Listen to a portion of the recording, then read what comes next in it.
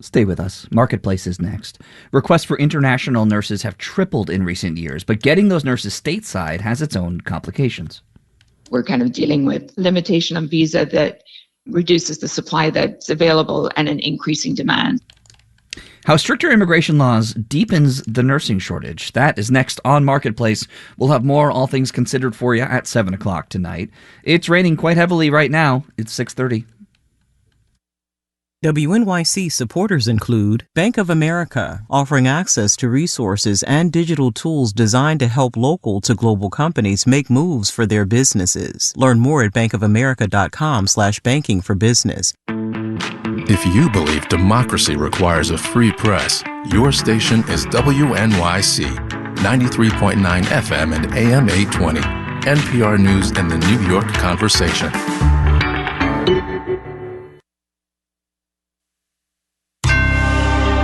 Marketplace is supported by Domo, the data experience platform innovator that puts data to work for everyone so they can multiply their impact on the business. More at domo.com.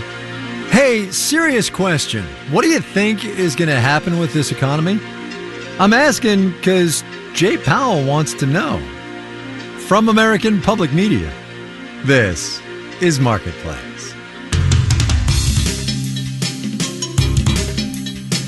Marketplace is supported by JLL, leveraging global data, local experience, and technology in its quest to solve complex commercial real estate challenges. JLL.com. See a brighter way. And by Baird, dedicated to attracting and retaining talent from across the financial industry, providing continuity for clients. More at BairdDifference.com.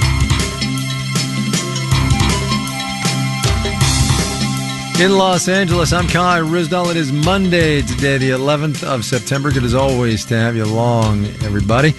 Let's do a quick 1, 2, 3 of the big picture data that's coming out this week, shall we? Wednesday will bring us the Consumer Price Index. That'll be for August. It will, of course, be parsed and sliced a zillion different ways. Thursday will be greeted with producer prices, also retail sales. Today, though, we got a survey from the Federal Reserve Bank of New York about consumer expectations. Expectations about a bunch of things: the labor market, their own household finances, also inflation, where consumers expect inflation to go in the short and in the long term. Expectations matter because they can affect reality. And of late, they've been pretty steady, those expectations have. Consumers are thinking inflation's going to tick down a bit over the next 3 years, but meanwhile, their outlook on income growth and their future financial situations, they have deteriorated just a little bit.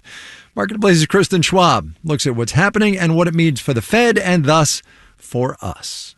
In some ways, the survey of consumer expectations is kind of like a report card on how well the Federal Reserve is tackling inflation. And people's expectations about inflation make up a major part of the grade. We'll get to that grade later. Omer Sharif at Inflation Insights says those expectations are important because they are a big driver of inflation. So the fact that these numbers have come down, I think they have to be pretty happy with that. Consumers expect inflation to dip over the next 3 years to 2.8%. That's pretty much where these numbers have been from 2014 to 2019. That's great. Numbers that reflect normal times before the world turned upside down. Except what's confusing here is 2.8% is still high, or at least higher than the Fed's target of 2%. Carola Binder, an economist at Haverford College, says that's because consumers tend to have an upwards bias. They notice rising prices more. And because they may just be focusing in on certain prices that have been really salient to them. Food inflation is still running hotter than overall inflation, and gas prices have recently gone up. But inflation isn't the only thing the Fed is getting graded on. Another key question on this survey is unemployment expectations. Consumers expect more people to lose their jobs. And Francesco DeCunto, a finance professor at Georgetown, says, weirdly, this is good news to the Fed too, because it means consumers understand that to cool inflation, the Fed has to cool the economy. So we know that participants have got the message and they believe in that message. So what's the final grade? DeCunto says consumers are giving the Fed a C, a passing grade that acknowledges when it comes to inflation, there's still a long road ahead. I'm Kristen Schwab for Marketplace. On Wall Street today, traders are clearly expecting better times ahead. We'll have the details when we do the numbers.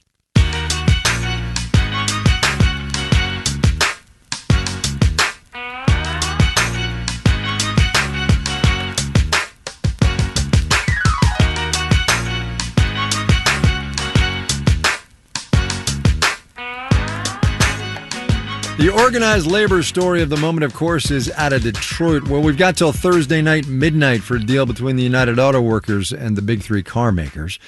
Whether a strike might happen and how long it might last is, of course, as yet unknowable. But what is completely clear is that while the economic effects would eventually be widespread, they will hit hardest and they will hit first in the upper Midwest, right in the big three's backyard. Marketplace's Henry Epp has that one. By one estimate, if a strike at all big three automakers lasted just 10 days, economic losses would top $5 billion across the country and send some upper Midwest states reeling. So there are a few types of losses. Christina Benton is with Michigan-based Anderson Economic Group, which calculated that estimate. First, lost wages to workers. And that includes the striking workers and others who are temporarily laid off or forced to decrease work hours. Then there's the losses that the car makers would see if they're not delivering new vehicles. And finally, there's the impact on suppliers of parts for the cars the big three assemble. Those companies are all over the upper Midwest, says Eric Gordon at the University of Michigan.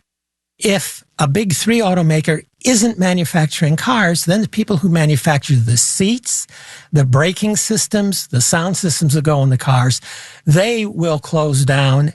If a strike drags on long enough, restaurants and retailers that rely on traffic from auto workers could take a hit too. But Gordon thinks other industries could benefit.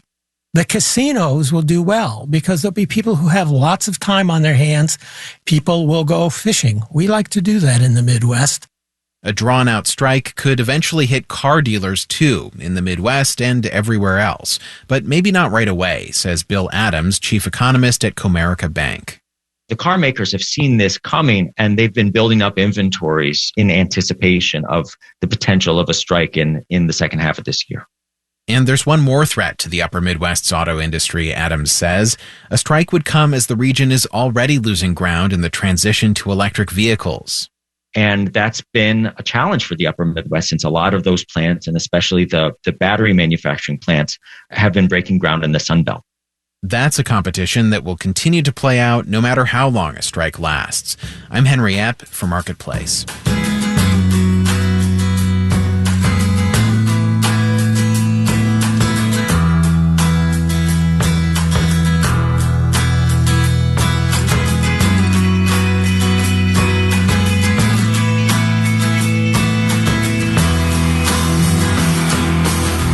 There's been a lot of news about retail crime lately. Retailers have been closing stores or warning that they might because of more theft. 9 states have passed stricter laws around retail crime just this year. But how much, if at all, has retail theft actually gone up? Nicole Lewis dug into that question for the Marshall Project. Nicole, welcome to the program. Thanks. Good to be with you. Do we know, and how do we know, actually, whether retail crime is actually going up or not? Yeah, that is the question here, really. So when I started looking into this, I was looking to see if there was any data collected by police departments about shoplifting, about retail crime, just to get a sense of the numbers. And what I found was that the main information that we have about retail theft ostensibly increasing actually comes from a lobbyist company, right? A retail lobbying firm that says retail crime is up. It costs us $90 billion a year. It's a big issue and we need sort of stiffer sentences in order to deal with it. But when I dug deep into their report, what I found was that retail theft, by their own accounting, has remained stable from 2016 to about 2022. So even their own numbers don't give us a sense that the problem is increasing, but retailers are finding what's happening in their stores more worrisome. Why do you suppose they're finding it more worrisome? I think that's partially because we've all probably seen videos on social media about what's called like smash and grabs. So this is when a team of people come into a store and they're frantically stealing things off the shelves as a group. These kinds of experiences seem to be escalating and really giving retailers like a huge concern for how do they deal with something like this. Right. And it also gives the public concern because those are troubling to see, those kinds of videos. But let me ask you this: so that's sort of the public facing part. What about the business and finance journalism part of this? Because there are CEOs who on earnings calls are talking about shrinkage and retail theft and it affecting their bottom lines in the future. What do we do with that? So actually, this is exactly what first got me to looking into retail theft and what was going on. I heard a Walgreens executive sort of walk back the company's claims that shoplifting had gotten out of hand. And if folks remember, just a few years prior, basically, Walgreens tried to use shoplifting as the reason behind their decision to close 5 stores in San Francisco in 2021. And they were called out basically to say, hey, we kind of know that these stores were planned closures and you can't actually use shoplifting as a narrative cover for this. What do we know about the reporting on this? I mean, police officers and police departments and the FBI are extremely heavily papered. They have reports on everything. Do we know, do they break out retail theft from regular robbery and larceny? What do we know about that? So that's a great question. So even the notion that they have reports on everything, I'd sort of push back on that, right? Because they're expected to report. It just seems like they do. Exactly. No, they are expected to report, even more serious crimes like homicide or murder, right? But a large share of law enforcement agencies actually don't report their crime data to the FBI. So this is the place where we get a sense nationally of what's happening across the country, right?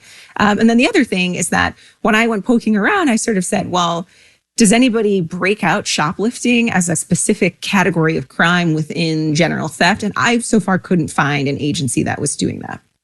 So where do we go from here, right? Because as you and I and listeners all know, the headlines get grabbed by a rise in crime or percentage increases or what have you. And your reporting and this conversation lets us believe that that's not necessarily the case. So where do we go from here? The first thing that comes to mind is when CEOs and executives go on these shows and just sort of say, shoplifting is out of control. We need help. We need stiffer sentences. I would challenge and ask the host to kind of question, well, where are you getting this data? And then the second part is once we do have a clearer picture, there are many strategies that we could take to think about how you address retail crime. If we really had a better picture of how this works, we could make better arguments for the tools that we use to combat them. It's funny. The thing I'm getting from this conversation is we really don't know. Yeah, that's to me, that was the headline. Right. Nicole Lewis, she's an editor at the Marshall Project. Nicole, thanks a lot. I appreciate your time and your expertise. Of course. Good to be with you.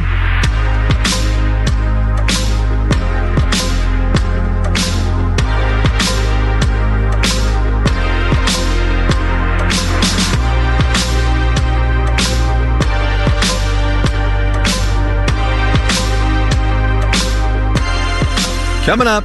It wasn't the most attended show that we've ever had, but I tell you, it was amazing. A hidden gem, if you will. First, though, let's do the numbers. Dow Industrial's up 87 points today, 0.25%, 34,663. The Nasdaq climbed 156 points, 1.1%, 13,917.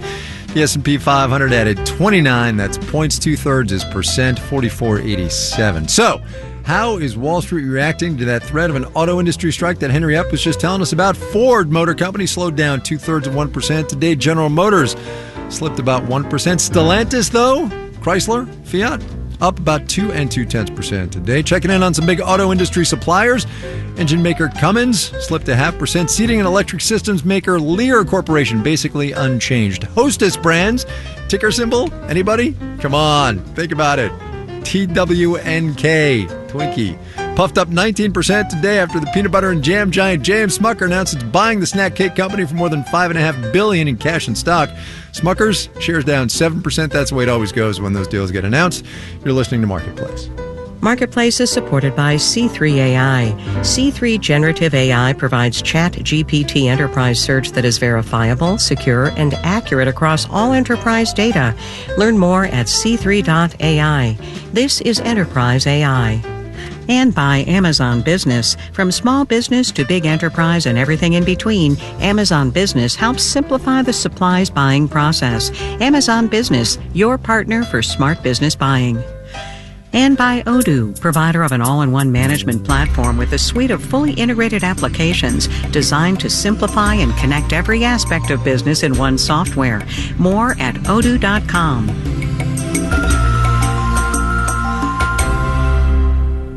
Support for WNYC comes from Columbia University Programs for High School Students, which invites students to learn online from scholars on the weekends. More info at precollege.sbs.columbia.edu/fall 2023. On the next All of It, rice makes an appearance in almost every culture's cuisine. Chef J.J. Johnson joins us to discuss his new cookbook, The Simple Art of Rice. Plus, mezzo-soprano Alicia Hall Moran combines opera and ice skating. She'll explain. And we'll preview the upcoming New York Latino Film Festival. I'm Allison Stewart. Join me for All of It, weekdays at noon on WNYC. You're listening to Marketplace on WNYC. Coming your way in the 7 o'clock hour of All Things Considered, the director of the Consumer Financial Protection Bureau warns that the companies in charge of helping student loan borrowers resume repaying their loans are understaffed and undertrained. That and more at 7. This is Marketplace. I'm Kai Ryssdal. If you are worried or getting worried that artificial intelligence is coming for your job, get in line. 22% of workers in the United States worry technology will make their jobs obsolete. That's according to a Gallup poll out today. That is a 7% jump from just 2 years ago in a measure that had been pretty flat since Gallup started tracking it back in 2017. And as Marketplace's Kimberly Adams reports, some workers are a lot more worried about it than others. Worries about technology pushing people out of jobs are as old as capitalism. Take this film from 1966 about the mainframe computer.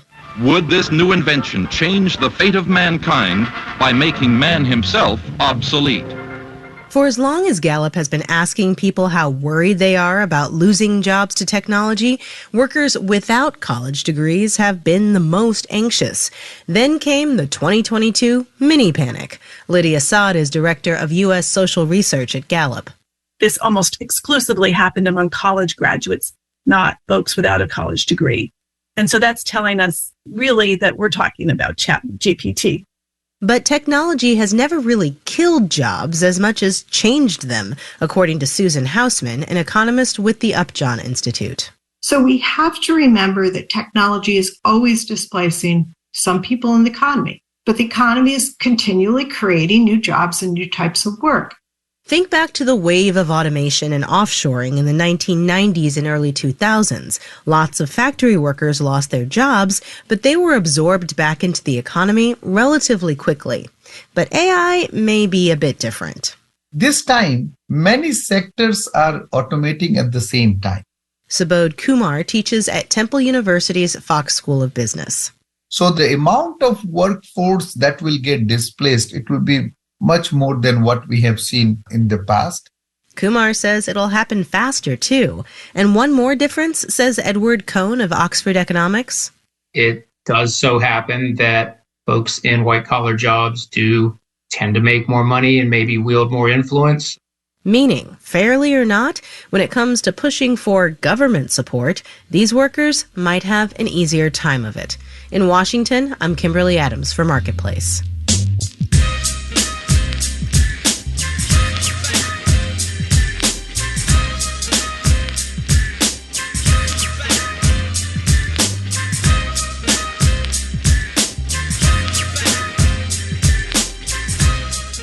The end of the pandemic has taken some of the challenges of the American healthcare system out of the headlines, most particularly the staffing and retention problems that hospitals have been having.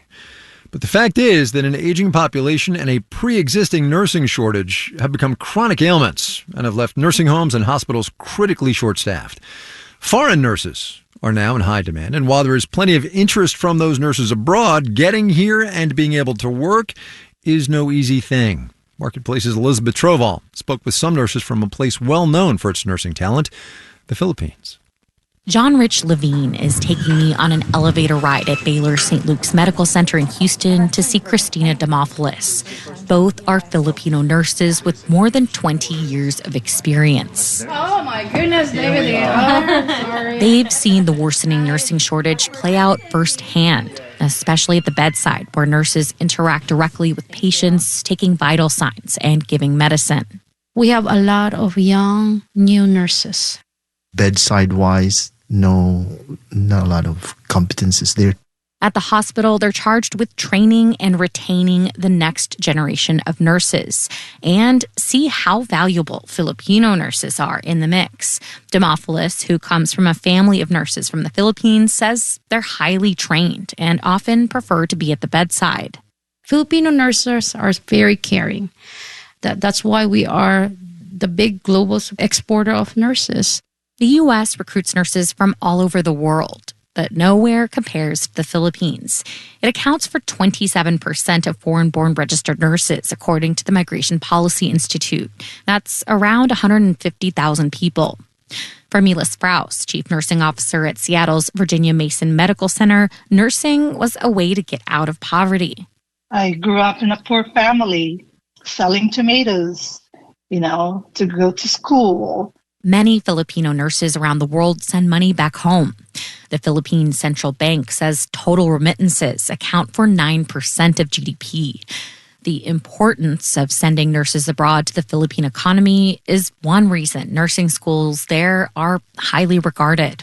Filipino nurses that graduated from the Philippines go through 4 to 5 years of nursing training, and it's rigorous. I kid you not.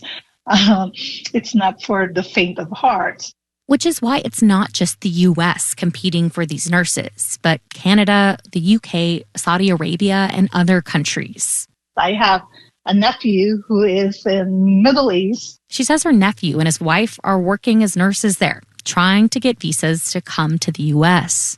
Because ultimately, the promised land is the U.S. And appetite in the U.S. for foreign nurses is growing, says Sinead Carberry with staffing firm AMN Healthcare. The demand is extraordinary right now. She says requests for international nurses have tripled compared to a few years ago. But meeting that demand isn't simple. We're kind of dealing with limitation on visa that reduces the supply that's available and an increasing demand. Most foreign nurses need to go through the green card process before they come to the U.S., and slots are limited. In a typical year, nurses around the world compete for 40,000 visas. They're capped by nationality, and the visas are for many kinds of workers and their family members, not just nurses. Immigration attorney Amy Erlbacher Anderson. From year to year, we run out of immigrant visas for individuals from the Philippines. She says in the best of times, the visa process takes a year. And when the allotment runs short of demand, like now, it takes longer. So for a Filipino nurse to get issued a visa today, you had to have wrapped everything up back in 2020. That's after an employer was already desperate enough to seek out a foreign nurse in the first place. No employer goes straight to foreign workers because it's an expensive process. She says at the point that an employer is turning abroad to fill a position, months have passed, and they probably have multiple openings. And you're not going to get somebody to fill that tomorrow. You're going to get somebody to fill that a year from now. She says Congress could pass legislation to increase visas for foreign nurses, but after 20 years in the business, she's not holding her breath. In Houston, I'm Elizabeth Troval for Marketplace.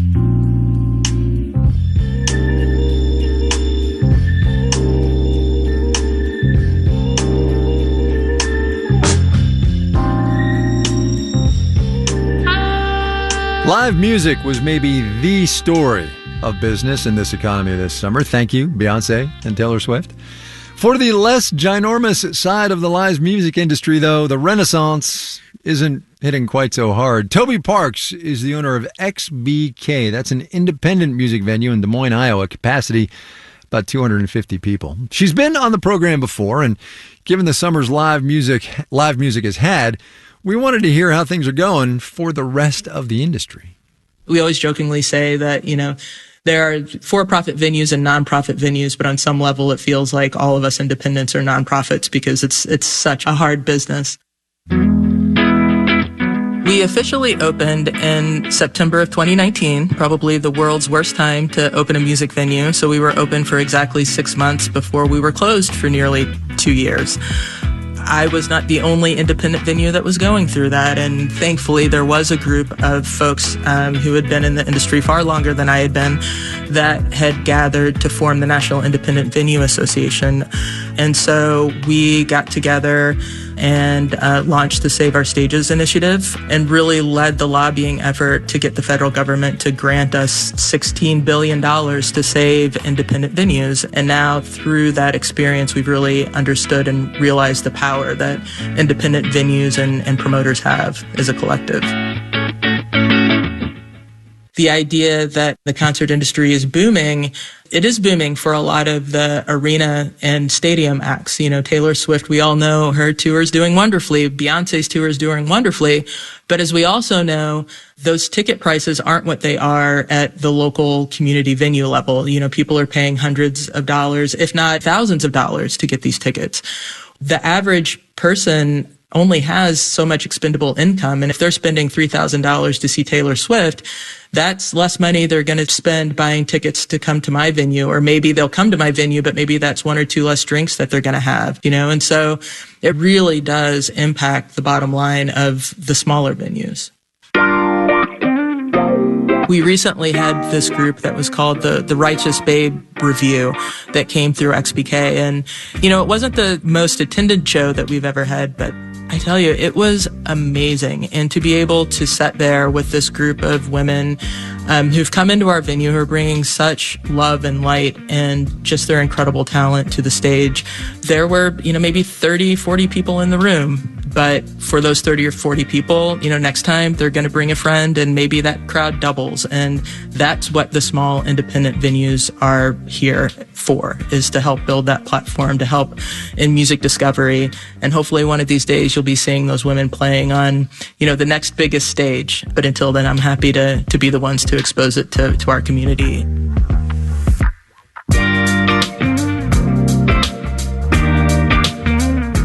That was Toby Parks, the owner of XBK, an independent but trying to be for-profit venue in Des Moines, Iowa. David Brancacio's venue is a very small soundproof booth in our New York studios, but he is live every morning, bringing you the business and economic news you need to start your day. Check him out.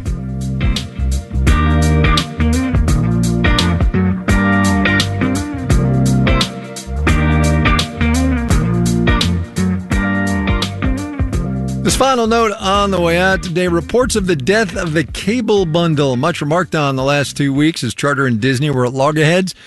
Turns out to have been greatly exaggerated. The two sides reached a deal today. ESPN and Live Sports and much of the rest of Disney's offerings will go back on Spectrum. Charter gets first whack at selling Disney's streaming content to its subscribers, and the cable bundle lives on for a while.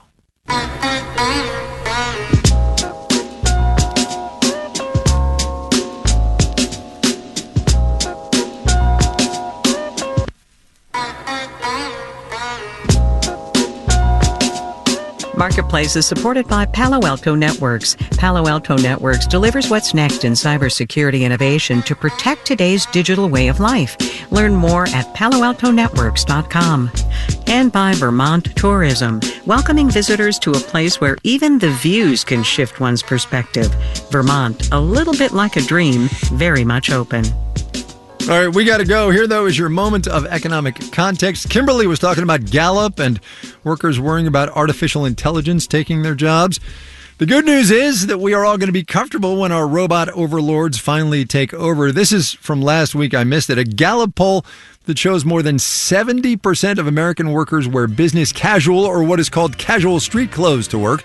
23% say they wear uniforms at work most days. 3%, just 3% say business professional is their day to day.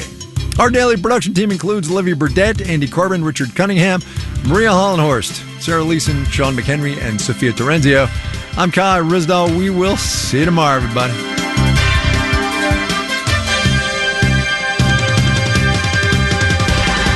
This is APM.